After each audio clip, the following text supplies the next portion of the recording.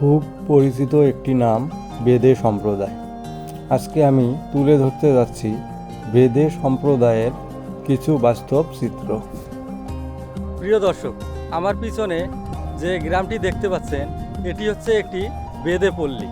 আর আপনারা সবসময় দেখে এসেছেন যে বেদেরা সবসময় নদী দিয়ে নৌকার মাধ্যমে তাদের জীবন জীবিকা নির্বাহ করে। ঠিক তেমনই এই পল্লীটিও গড়ে উঠেছে একটি নদীর কিনারায়, এবং আজকে আমি তুলে ধরব এই বেদে পল্লীর জীবন জীবিকা। তোমার নাম কি? আসিরুল। থাকো কোথায়? তোমাদের এই জায়গাটার নাম কি? গ্রামের নাম কি? রূপনগর। তোমাদের এটা কি পল্লীর নাম কি? গুচ্ছগ্রাম।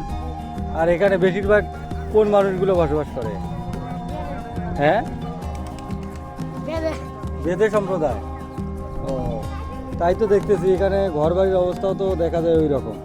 এক সময় আমরা দেখতাম বেদে সম্প্রদায়ের মানুষ নৌকায় করে ভেসে বেড়াতো এবং নদীর কিনারায় তারা তাঁবুর মতো করে ঘর তৈরি করত এবং সেখানে মাসের পর মাস বসবাস করত এবং গ্রামে এসে সাপ খেলা দেখাতো। কিন্তু আজকে দেখেন এক ভিন্নধর্মী চিত্র। এখানে তারা গড়ে তুলেছে একটি গ্রাম এবং এখানে তারা বসবাস করে আসছে বছরের পর বছর, এবং এর পাশেই শহর থাকায় তারা শহরে তাদের জীবন জীবিকা নির্বাহ করে। দেখতেই পাচ্ছেন একটি দোকান, এবং দোকানে অনেক রকমের পণ্য দেখা যাচ্ছে। এবং এই গ্রামের মধ্যে এসে আমি একটা জিনিস দেখলাম, এখানে মহিলা মানুষের সংখ্যায় অনেক বেশি এবং তারাই তাদের পরিবারের সকল কার্যক্রম করে থাকে, এবং তাদের ঘরবাড়ি এবং কাজের যে ধরন মোটামুটি অগোছালো, এবং তারা মনে হয় না যে গোছালোভাবে কোনো কাজ করে। আর এখানে বেশিরভাগ পুরুষরাই ঘরের কাজ করে থাকে, আর নারীরা বাইরে গিয়ে তাদের জীবিকা অর্জন করে।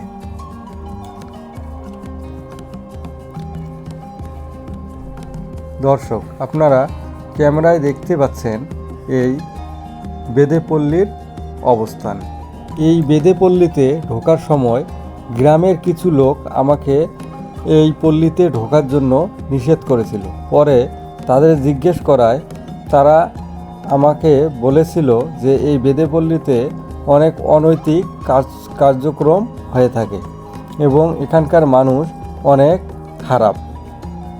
তারা যে কোনো সময় যে কোনো ধরনের খারাপ কাজ করে ফেলতে পারে আমার সাথে।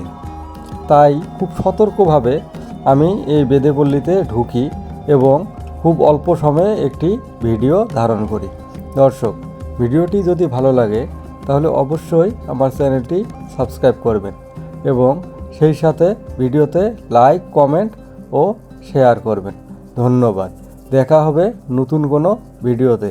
সে পর্যন্ত ভালো থাকবেন, সুস্থ থাকবেন।